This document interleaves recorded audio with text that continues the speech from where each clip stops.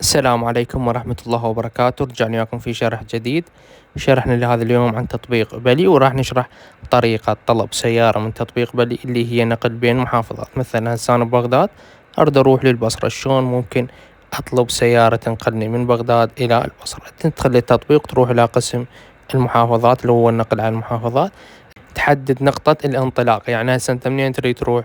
مثلا هسه أنا أريد يعني موجود بالحارثية شارق دمشق، أحدد نقطة الانطلاق. نقطة الوصول أحدد المدينة الحالية مثل ما تلاحظون البصرة. بعدها وين أحدد بالبصرة؟ مثلا أريد أروح إلى البصرة المدينة الرياضية بهذا الشكل مثل ما جاي تلاحظون. حددت نقطة الانطلاق اللي هي الحارثية شارع دمشق، ونقطة الوصول اللي هي البصرة المدينة الرياضية بهذا الشكل مثل ما تلاحظون. أضغط على تأكيد نقطة الوصول بهذا الشكل، راح يظهر لي سعر هذه الرحلة في تطبيق بلي. مثل ما تلاحظون هذا السعر ظاهر أمامكم. إذا عندك كود خصم هنا تكتب كود الخصم، وبعدها تضغط على طلب رحلة بين محافظات، وراح تجيك السيارة إلى المكان اللي حددت اللي هو نقطة الانطلاق.